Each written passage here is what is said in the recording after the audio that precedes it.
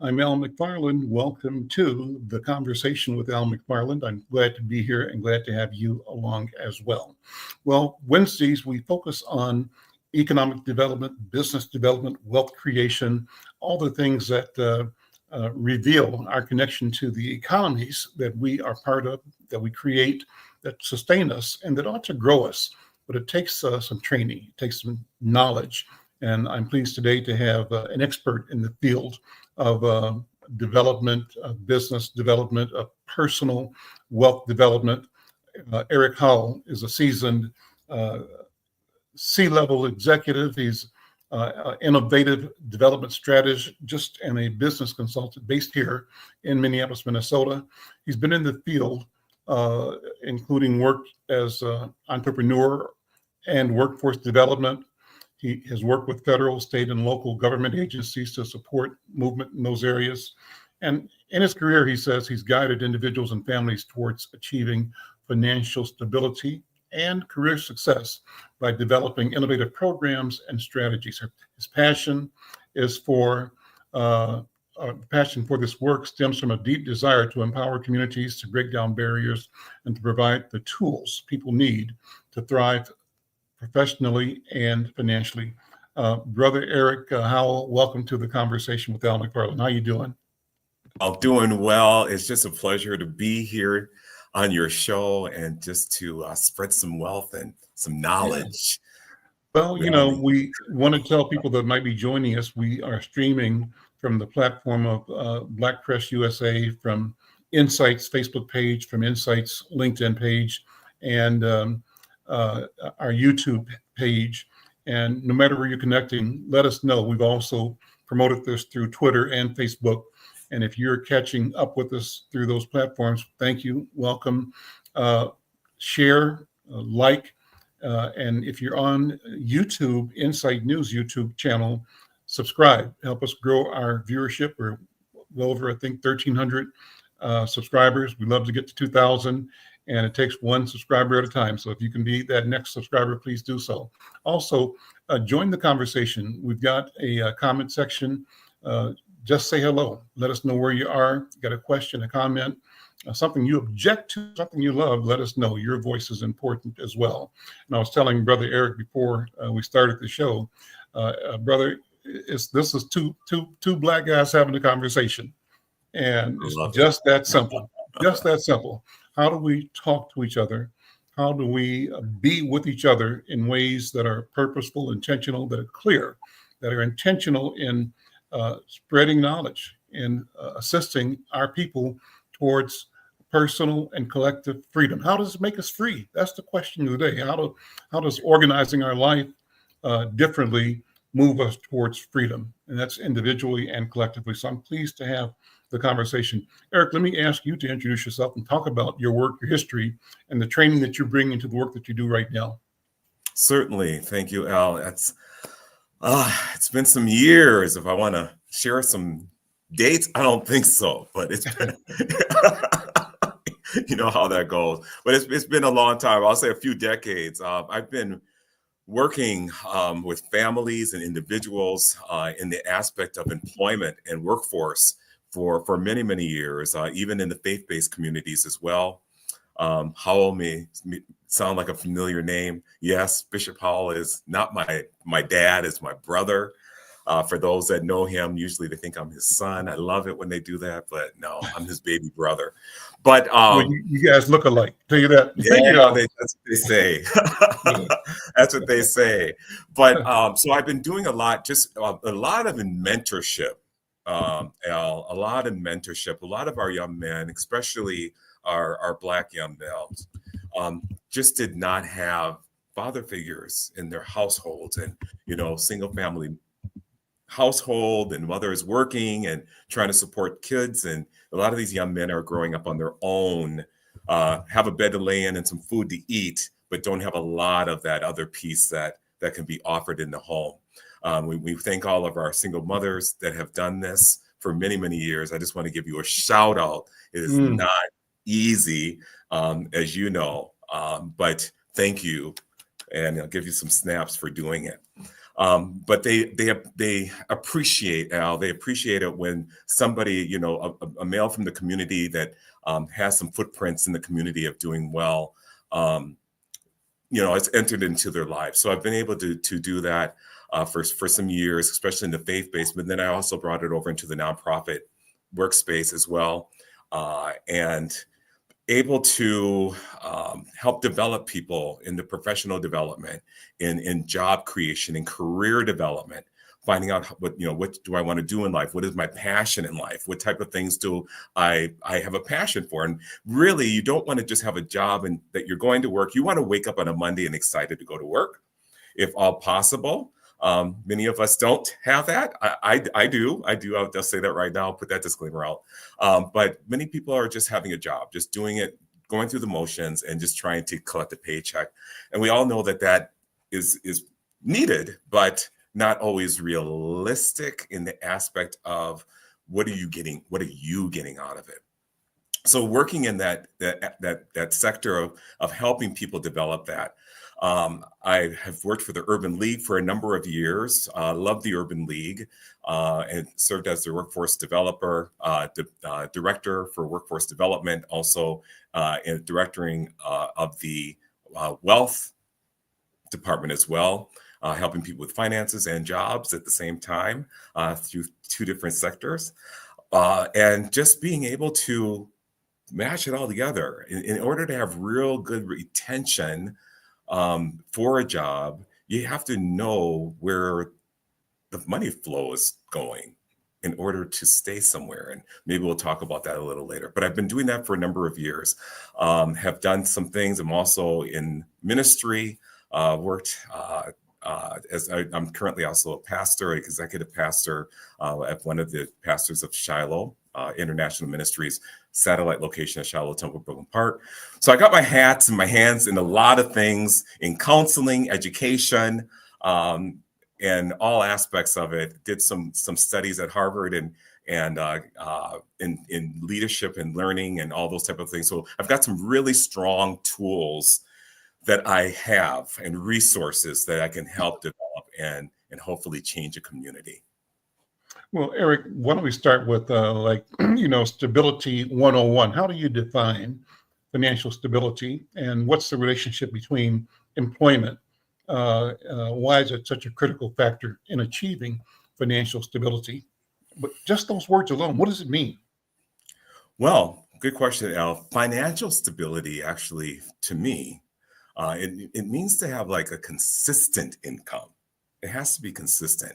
It has to be manageable. You're able to manage your expenses. And you also have to have the ability to weather the life's unexpected storms, which we all have. We all have. And you have to be able to manage those storms as they come. Statistics are saying right now, currently, 2025, that it takes only $400.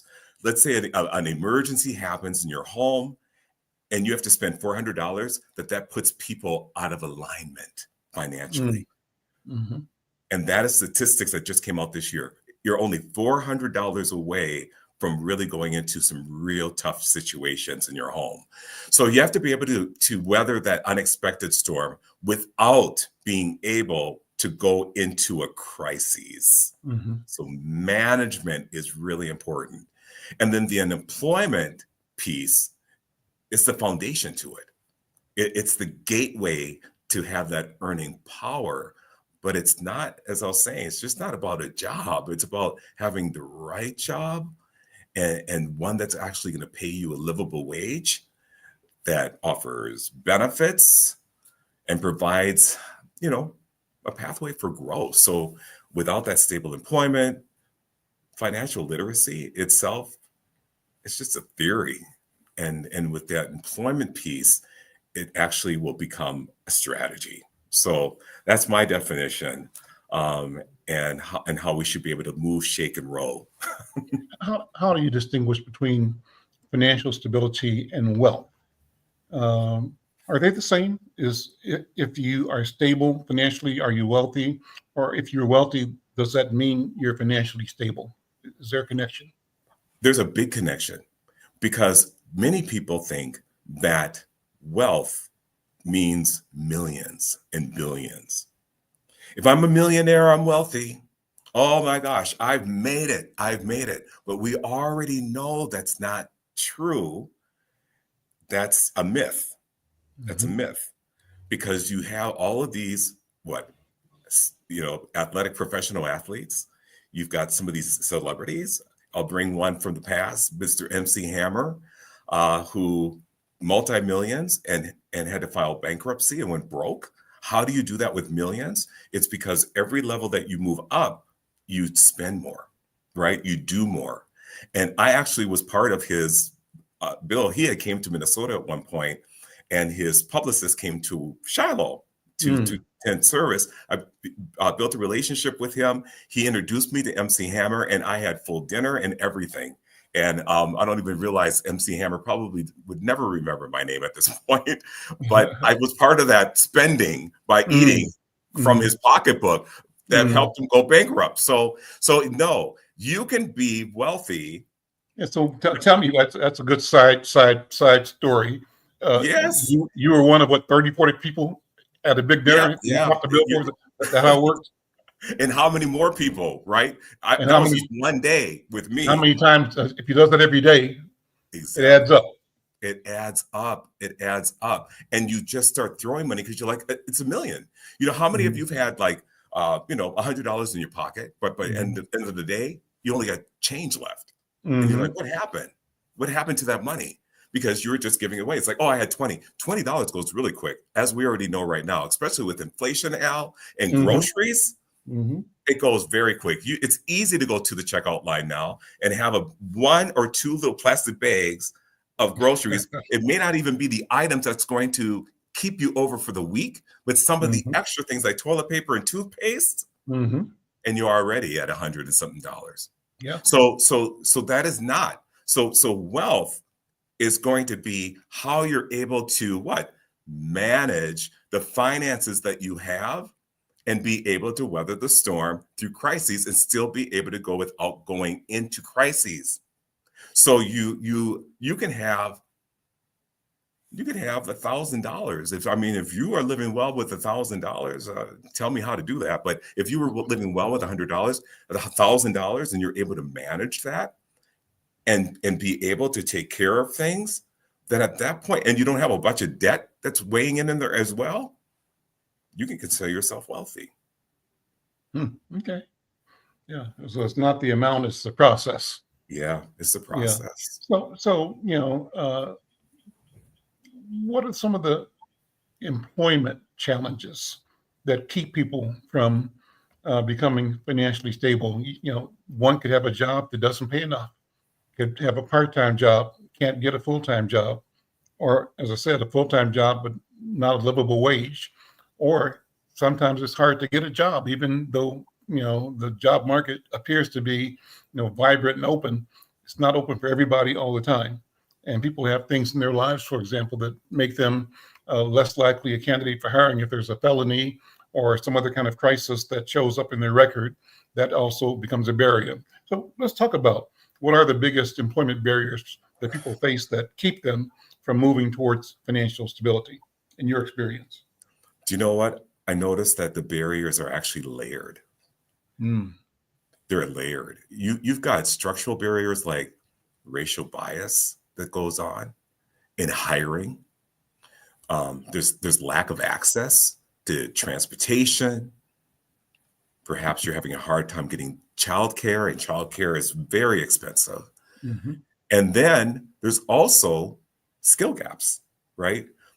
Folks may not have like certifications or training that align with current job market demands, but there are also emotional and psychological hurdles as well.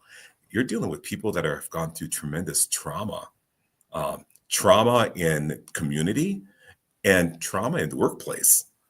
So at that point, people are showing up with low confidence, and they're just not knowing where to start. So those barriers, even though we don't think of them, they're there. They're there in many people's lives, and that will prevent people from becoming financially stable. So that's why holistic programs that address both like the resume and the resilience are so important. And at Build Wealth, through our workforce development, we call it the PEAP program, Pathways for Increased Employment, employment and earnings. We don't only work with just, budgeting, which is very critical piece of it.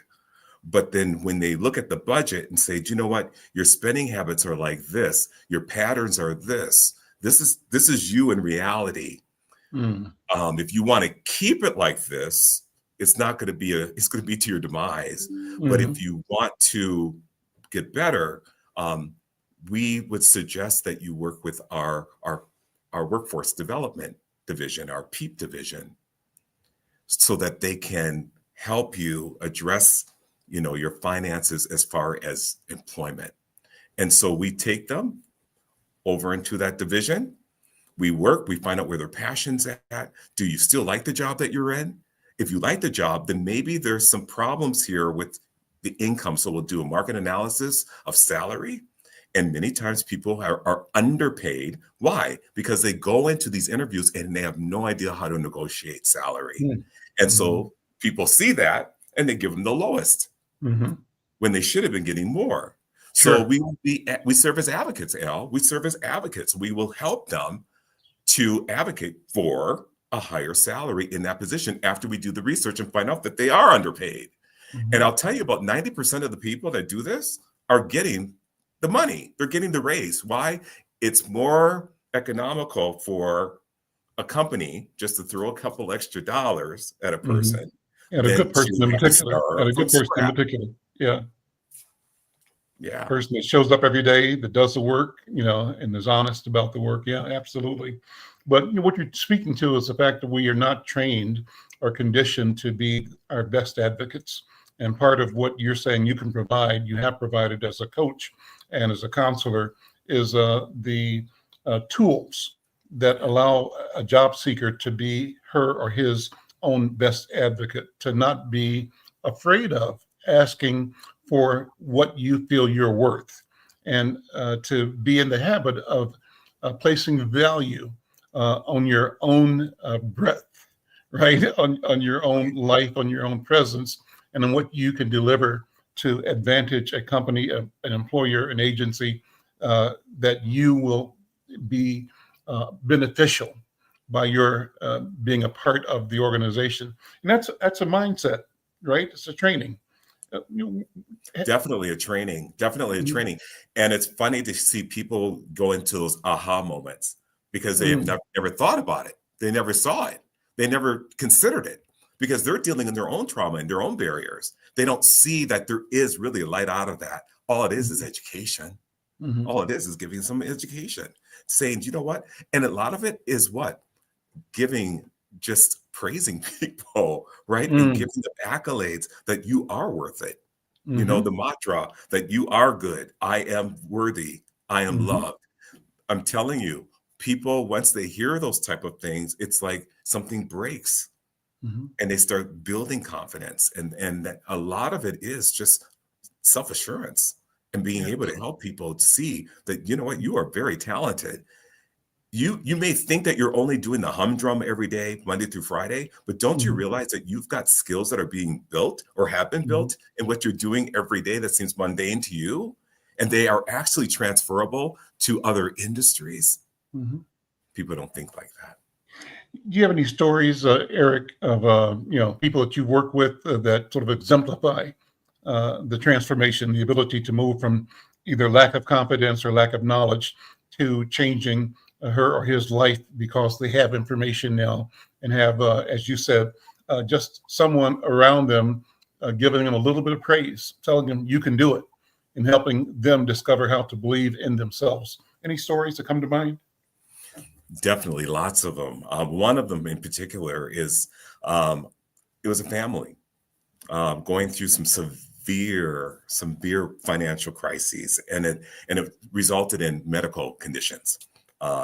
Surgery had to happen, and they had went through our family stabilization plan, which is a curriculum that's groundbreaking, cracks the poverty code type curriculum that everybody who walks through Build Wealth will go through. It's a 8 to 10 week course that's done, and once they do it, phenomenal things are happening, right? Along with coaching and support. They had went through all that. We're able to get a home. A lot of people are put into alignment and into position once they go through this course, and their debts reduction and all those type of things that have happened. Their credit scores are going up, and they're getting savings, and great things are coming about. A lot of them are getting homes from that first time, many first generational homeowners. They went through the program and got their home. Had a job, everything's going great, but just medical things happen in the household. And so at that point, took them out of employment and put them in an area of foreclosure. As they were, recovering from surgery and all those type of things, I was able to meet with them, the head of household. And at that point, especially after you've had surgery and you've had medical conditions, that just brings your self-confidence and your esteem really down, because now it's almost like you're having to do things again. And physical therapy is like things that you could do before, you're not able to do it, you're limited. Just the pep talk of who you are and what you can do and what you've done in the past and all those type of things lifted them up. And we were able to assist them into getting another job. They got a hold of me probably 3 to 6 months later. They were extremely excited. Things were going well. Their finances were being lifted up again. And it's like their confidence level was so high. It's like, I really love my job and going to work, and they're loving me too. And they're giving me more hours. And I could just hear a whole night and day scenario just come out of that whole thing. How they showed up at first and how they are now is like two different people. And they're able to keep their home. So a lot of it's just assurance, reassurance that you are really loved and special, and that you have the capability of doing anything. We all need that, Al. I need it too. We all need that sort of a pat on the shoulder or a reassurance that you're doing something right. The world wants to bring you down. Social media, a lot of times you look on there, it's just a lot of negative, but you have to break away from all those things. A lot of the things that are negative, you got to hang with positive minded people. Mm-hmm. So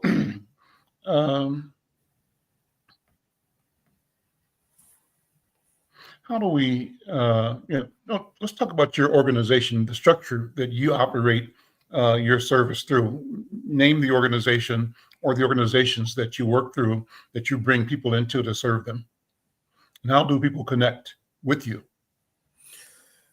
Funny thing is, Build Wealth Minnesota founder, Dr. David McGee, phenomenal man, has a heart of gold. Worked in finance and all that before even he founded Build Wealth, but he came in with a heartbeat. It's so much different when you have a passion and a heartbeat for something than just doing it out of obligation, or it's something that you just are doing for a paycheck. You show up a whole different way because of the love of community that this man has and had 20 years ago. They've never, Build Wealth Minnesota Incorporated, a nonprofit organization, 501c3, never, ever had to advertise. People came to them. You say you build it, field the dreams. If you build it, they will come. He built it and people came out of everywhere. They've served people from around the world in all levels of financial. Broke, busted, and disgusted, to those who already had money settled but just needed some money management advice. They've helped them all without any type of marketing. And so you see that transformation was happening from day one, from year one, and it continues to do that, going up now, even to today. But now we have gotten to the point that there's such a solid foundation The stakes go deep into the dirt. The anchor is very, very big, that we are taking now this wonderful gift of financial literacy capability in helping people to the nation.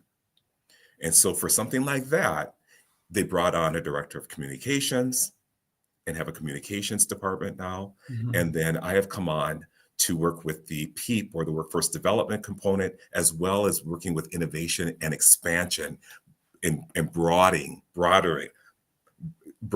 that the whole curriculum that they have developed and taking it on a national platform. So now we're just starting to advertise. Now we're just starting to market. But it just shows you that people when transformation was happening in their lives, they would go tell their friends. It was all word of mouth. This whole thing has been built on word of mouth advertising. People saying, I got a house, or I got a debt, or do you know what? I don't have that judgment anymore, or whatever it was. They were going out and people were like, I want that too. And people were coming from the north, south, east, and west. Yep. Testifying both, so that's the power of testimony. So Yeah. let me ask you, you know,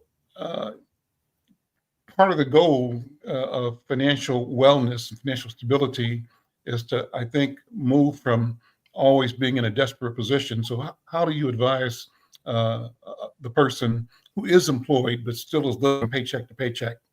I mean, paycheck to paycheck working is better than not working and no paycheck, right? But there's something better than living from paycheck to paycheck. What do you tell people? How do you help them organize their lives and their processes differently? First, take the blame off yourself. Because the system wasn't designed for everyone to thrive.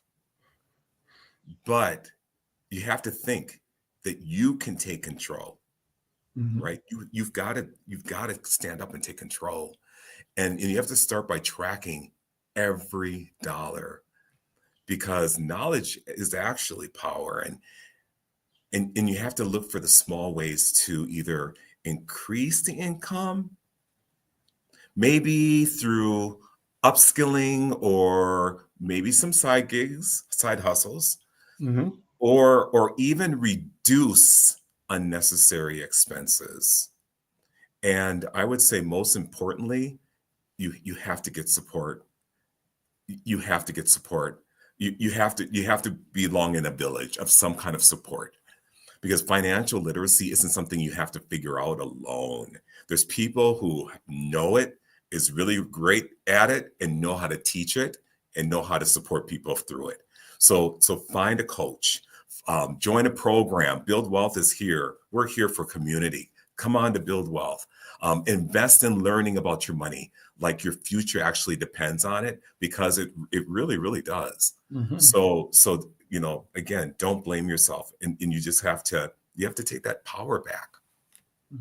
So you're working. How do you go to your job or look to your job, to your employer, in a way that you communicate and understand that this is not just a job? It's really a bigger, broader relationship. And can you expect to go to that employer, your employment, and be comfortable in saying to them, asking them, how can they help you improve your financial stability? That may be a way of asking for or preparing to ask for a pay raise, or it could just be asking for people who have succeeded, who you're around, to share some of their secrets, their ways they can make an extra dollar, as you said, save a dollar, not spend it. How should a person use the people, institutions, the job around her or him to help them on the journey? Very good question. A lot of people lose power in that piece right there. You know what they say? Closed mouths don't get fed. Closed mouths don't get fed. Sometimes you just have to, you have to open your mouth. If I were to go into the scriptures, it's like, open your mouth wide and I'll fill it. But you have to open your mouth you can't sit there in a silo and isolated by yourself and expect something to happen. You have to speak. And the thing is, if you are with an employer and you've got a good relationship with the employer, let me just say that if you're getting ready to get the pink slip or or an exit sign, exit this way, that's a different scenario. Then we need to sit down and talk about stability of you just maintaining and keeping your job and finding out what's going on for real. But if you've got a good relationship with your employer, definitely do some research on yourself. Go to places like salary.com on the internet and find out where your roles are. Build Wealth, we can help you with market analysis with salary as well. But find out what it is. And you do have a right to go and ask them for a raise or for an increase of some sort, if it's even possible, right?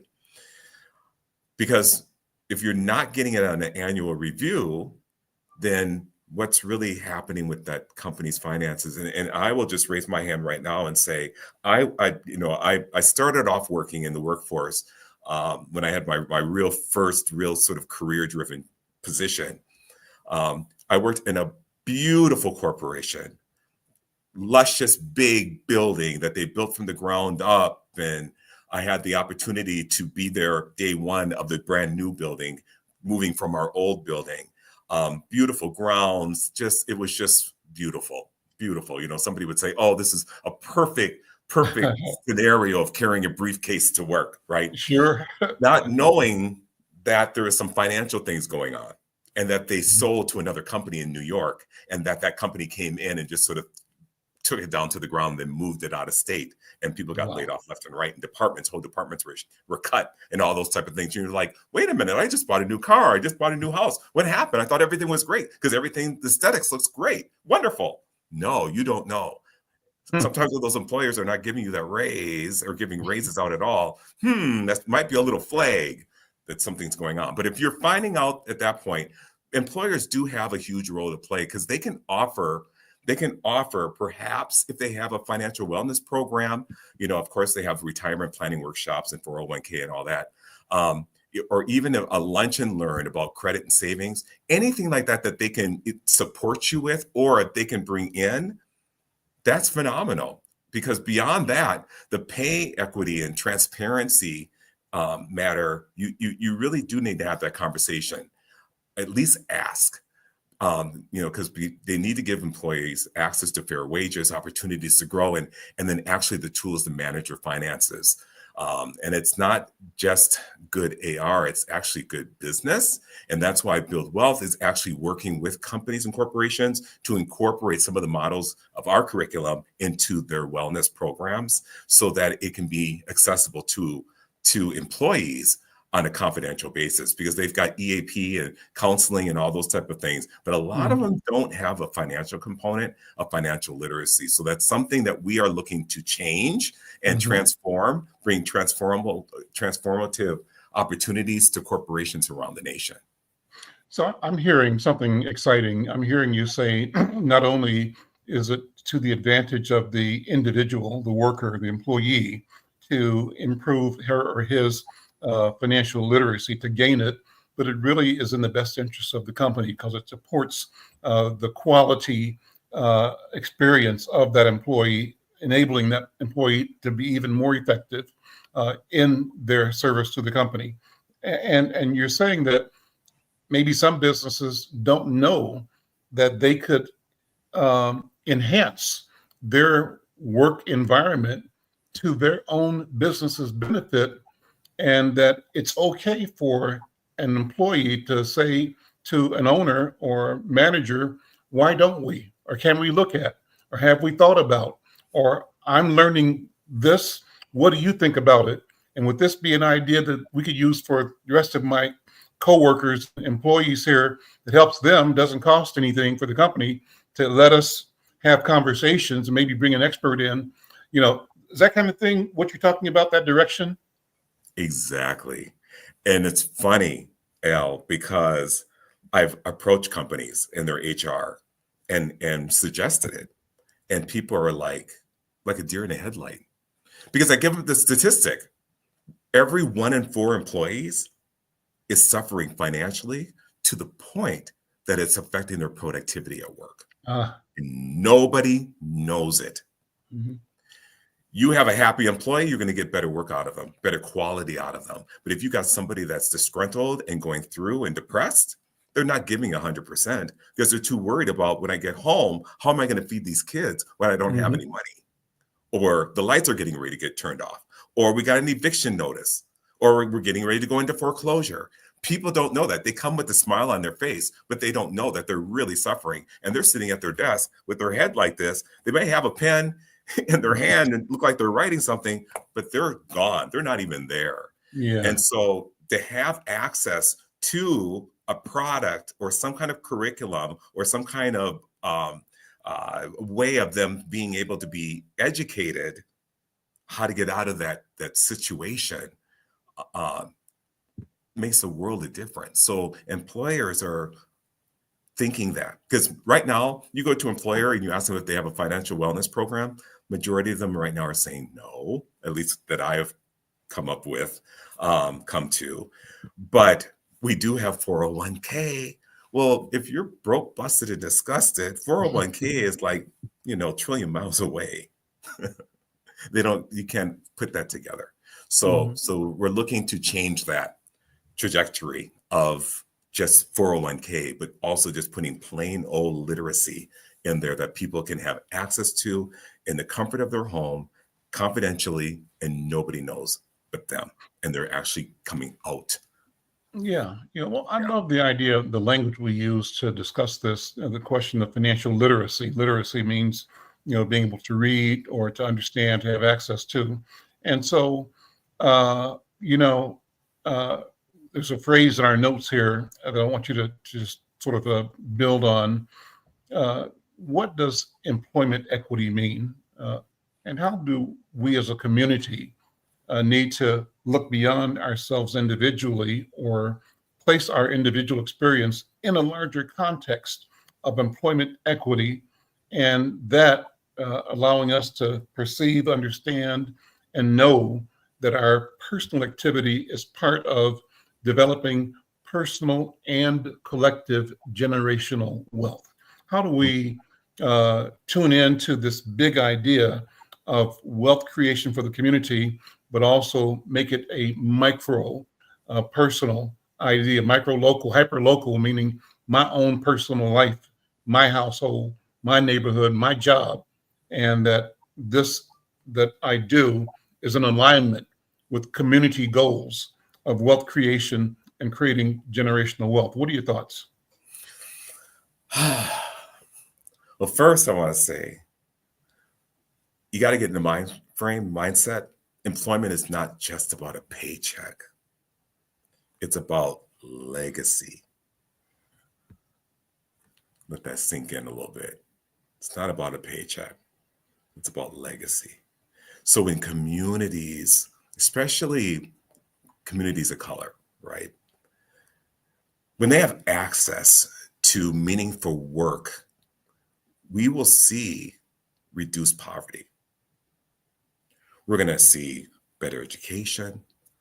We're going to see outcomes for children and more wealth circulating within the neighborhoods. So when we talk about, let's say, employment equity, that actually means you're breaking cycles of unemployment and unlocking doors to home ownership, to investment, and even entrepreneurship. Because I would say that the real building blocks of generational wealth is really the foundation of that. And that's where that employment equity, you just got to really think about breaking those cycles of unemployment and then unlocking doors to the things that we should be pointed our pathway towards. And again, that's home ownership, investment, entrepreneurship, whatever it may be. I grew up in Kansas City. My parents owned a grocery store. And from the time I was around maybe in third to sixth or seventh grade, I worked in the grocery store. I was like, obviously, stocking the shelves, sweeping the floors, mopping the floor. But I ended up, running the front of the house by the time I was in sixth grade, running the cash register, and also by the time I was sixth grade, doing minor butcher work behind the meat counter, right? Nothing major, nothing but stuff that I could do in serving people. And I love the fact that I had this experience of my dad had a job at the packing house, uh, working and come and set the business up. We lived upstairs over the store. And then my mom kind of grew up working in the store. She had actually worked at the store first. It was a business owned by a neighborhood, Jewish merchant, Mr. Druin, and she worked for Mr. Druin. And then at a certain time, because he was an older guy, he said, you all want to run this business? And they said, yes, we do. So we took that business on and ran the neighborhood grocery store until we sold it and moved on. But I loved being in business, and I loved the idea of being an entrepreneur, though I didn't know that word at the time. I love the idea of the connection we had with all of the people in our neighborhood. Back then, credit was something where about 40 or 50 families within a 2 or 3 square block radius had a little book. We had a rack with a little book this size that had a cover sheet and a piece of what do you call it? Paper from carbon paper, right? And people would come in and we'd write down all they bought, they sign it, and put their book back in its alphabetical space on the rack. So these families, but that was a relationship where people could get food to eat, and then on payday come pay their bill. If not all of it, pay most of it, but enough to keep flow going. Where am I going with this? I think that, in the past generation, when corporations opened up, a lot of us went to work for corporate and thought that our world kind of depended on the 9 to 5 or the 8 to 4. But the best part of being self-directed and self-reliant is not having a structure of the time you have to work and be on somebody's clock. It's okay to be on somebody's clock, but to have more than that is what I'm getting at, right? Right. When I worked at General Mills, Brother Eric, a lot of the people that I work with, not only did they have their corporate position in accounting or finance or marketing, whatever those are the areas, I was in the marketing communications area, but the people I talked to had other businesses on the side. They were corporate executives, but they owned this kind of business, that kind of business, and it's all they owned that their families or neighbors or nephews and nieces ran were supplying General Mills. And so I said, man, isn't this great? So what's the lesson, Al McFarlane? It ought to be that, wherever you work, give it all you got, work as hard as you can, do the best job you can, learn all you can, make as much money as you can, but also examine the process of money making that you're involved in. And can you, alongside that, without conflict of interest, in ways that are appropriate, continue to also bring value to your family and community, and even to the company you work for by your connections. What do you think about that? Where I'm going is, how do we get ourselves into the entrepreneurial mindset that's not anti-job, but it's job plus. So we keep busy, we keep developing, and we are focused on wealth generation. What are your thoughts? Phenomenal. Number one, kudos to what you and your family did, especially in the day where it was not common, and somebody to actually allow you to take over their work. So congratulations and kudos on that. You really got a lot of experience. I'm totally in entrepreneurship. I have been doing it for many, many years as a business consultant, and had some phenomenal times to the point that I was actually able to do it for about 15 years, full time, and had a nationwide access to the nation. So it's real. I really feel, so we all have that dream, Al, right? So we work the 9 to 5, and we could be doing things, of course, in our passion, what we like. But there's other things that we know how to do that we just can't find the space of where we would fit into another company in doing it. So for example, let's just go with simple. Well, it wouldn't be simple to me, but people who are really good at quilting and things like that. Okay, so what corporation is going to allow you to come in and do quilts? I don't know. But you're going to make money working a 9 to 5 or something else that you know how to do, that you have other skills in doing, Hmm. that can what? Help financially support your quilting Hmm. business that you can do and start one on your own. So I always feel that we've got some kind of hobby in us, some Hmm. kind of other desire that just isn't mainstream or harder to get into mainstream, that we can develop on our own, that gives us, and when we do it, it's almost like it's like our respite. It's almost like our area of comfort and peace, Hmm. almost our self-care area that we enjoy doing. And you can actually develop a business. And I look at social media and what people are doing as influencers and things like that. They probably weren't doing those things in their 9 to 5, even though they might have had a wonderful 9 to 5 and may still have a 9 to 5. But then on the other hand, at night, they want to get on and talk about products or whatever they're doing. And that sort of fulfills that other piece of you that just, you're hungry to do.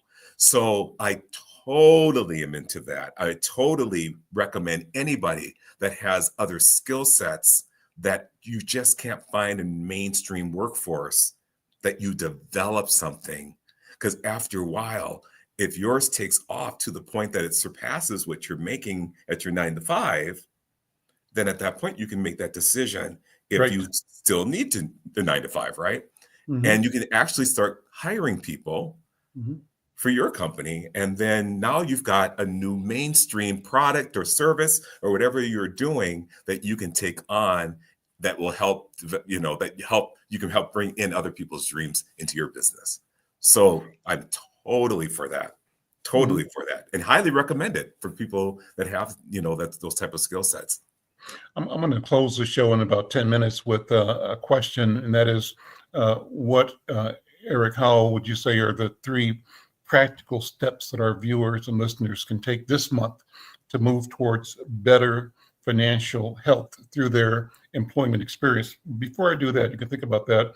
I love to tell people's personal stories, and you did a little bit at the beginning, but I'm going to go back and sit with you to learn more about you and your experiences and the things you've done. And I ask people, because I think it matters, the legacy question: who are you? Where do you come from? Whose shoulders are you standing on?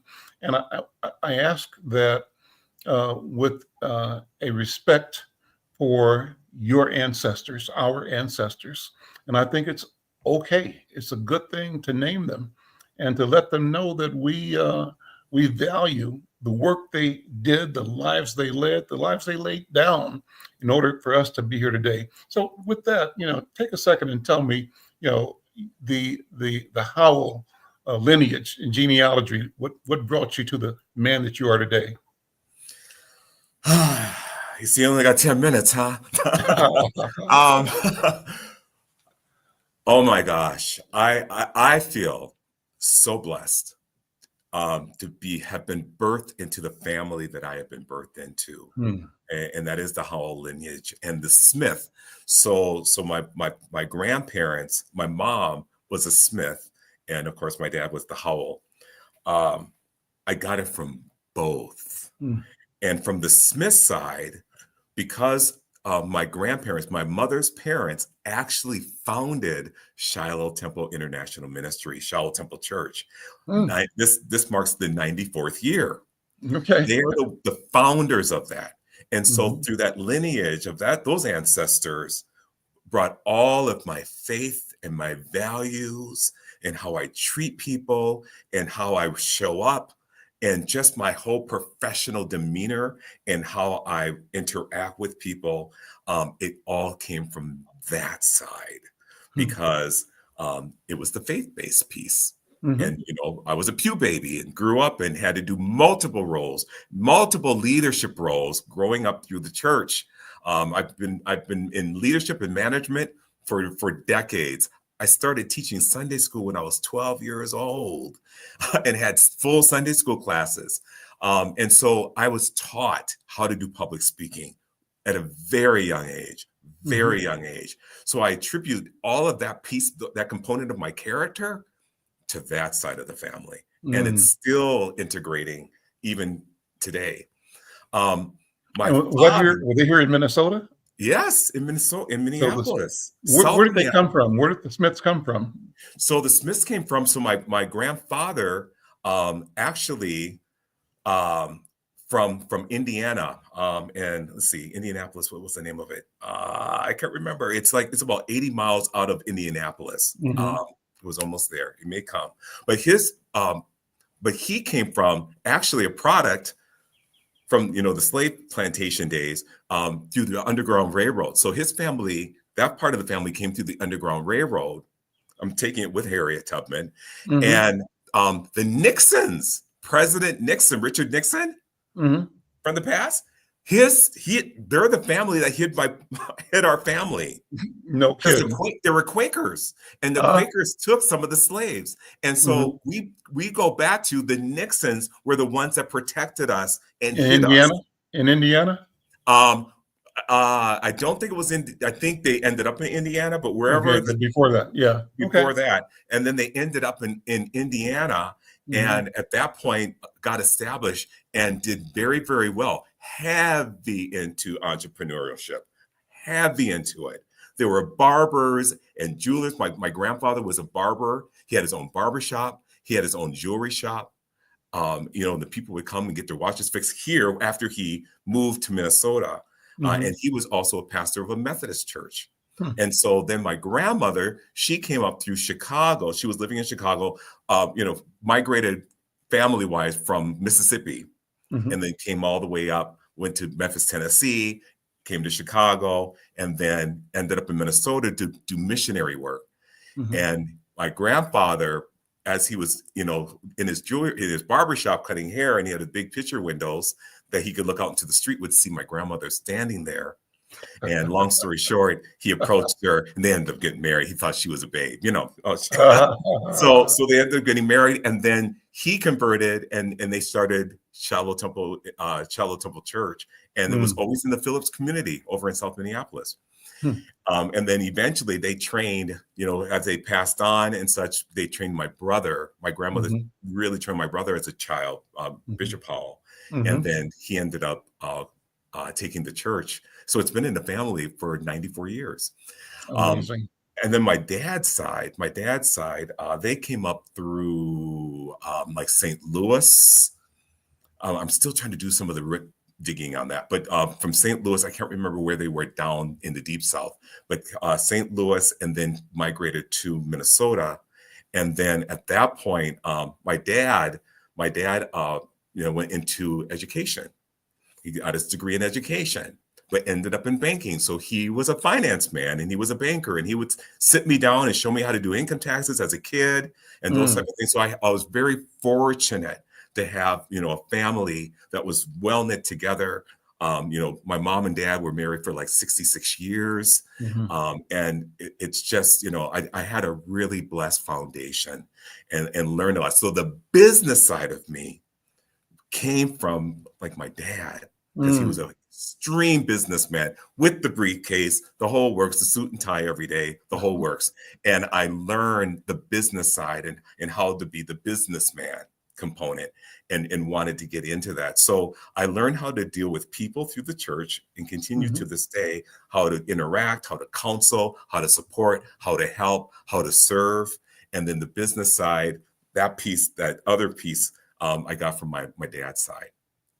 Well, this is wonderful to hear this story, and it makes me wonder, what would it be like, Brother Eric, if uh, a spaceship landed and some aliens from some other planet ran across, our people, my parents and your parents, uh, first, first encounter, and observed us, and they would say to each other, "These people are entrepreneurs. They're business people, and the defining characteristic of our community is that we are principled entrepreneurs. Entrepreneurs meaning we figure out how to solve problems, and we do it with a system of transactions that is fair, equitable, and that produces profit. How do we change the definition of who we are from being a people who are always surrounded by, defined by lack. Change that, banish that thought, and embrace and grow the thought of people who are at the core problem solvers, business people, entrepreneurs, healers, educators, right? Builders. How do we do that so that that becomes our conversation all the time? Our idle conversation is our conversation about building community.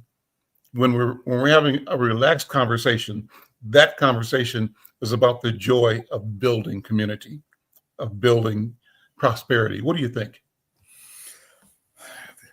Most definitely, number one. Number two, I think because of the tools that we have got now and the foundation that we have, we can't keep silent. Mm.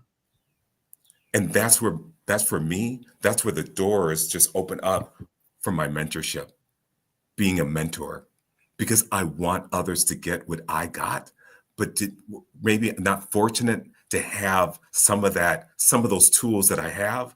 I give them away.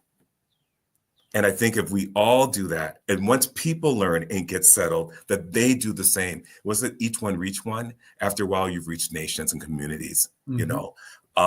It's being able to take all the giftings that we were blessed with and helping others to achieve that. Some people listen. Some people are there for a moment. Some people are there for the long haul. But you know what? You've dropped seeds in people. And hopefully at some point, it's biblical, when watered, God gives the increase. Eventually, it may sprout. Some seeds are on the side of the road, don't sprout. Many of them do. Mm-hmm. But, it's not up to me to determine who's the good seed, who's not, what seed. It's not up. I just need to give. Mm-hmm. And that's why I'm doing it.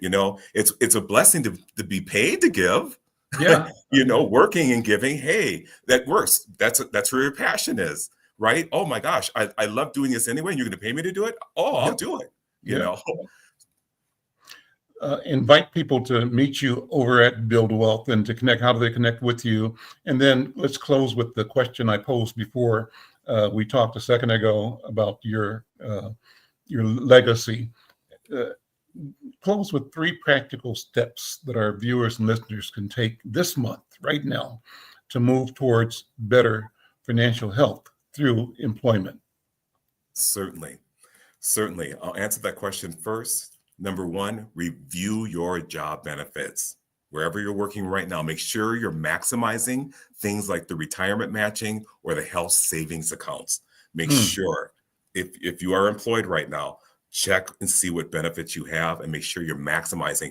Many people are paying monthly or bi-weekly towards their health plan and never even go to the doctor. Don't you realize that your checkups should be included for free? Take advantage of those things, especially men, Black men. Mm-hmm. Take advantage of it. Number 2, ask for a career development plan. Don't wait to be promoted. Initiate the conversation. You never want to work at a dead end place that you're never going to go anywhere and you're doing the same thing for 25 years. And they never even have an opportunity for you to. No. Ask for a career development plan. And then number 3, take a financial literacy class or book a coaching session. And we are here at Build Wealth. We would love to do that for you because knowledge does pay those dividends for you. Small moves made consistently create big momentum. That sounds like a mic drop to me. Build Wealth. How do we connect with you at Build Wealth? Build Wealth. We're right over here at 2121 Plymouth Avenue South, right on the corner of Penn and Plymouth. We're across from the Urban League. Plymouth Avenue North. I'm sorry, Plymouth Avenue North. I said South. Yeah. Plymouth Avenue North. So we're right across the street from Estes, the Urban League, and kitty corner from North Point. Come on in the door. Just walk in. It says Build Wealth on the door. Walk on in. I am there. Be more than happy to talk to you. And as well as we got many other people there that would be more than happy to talk to you. Again, I am Eric Howell. So you come in, say my name. We're there to help you. We're not there to turn you away. Yeah. Thank you so very much. And thank you to all of the team there at Build Wealth. We have a strategic partnership. And our goal is to connect with all of the staff at Build Wealth and also all of the stakeholders so that the more we can elevate and make accessible and make aware these talents, these gifts, these resources, we think the better. So thank you so much. And thanks to all of your team. I'm Al Thank you. McFarlane. We'll see you next time. Take care.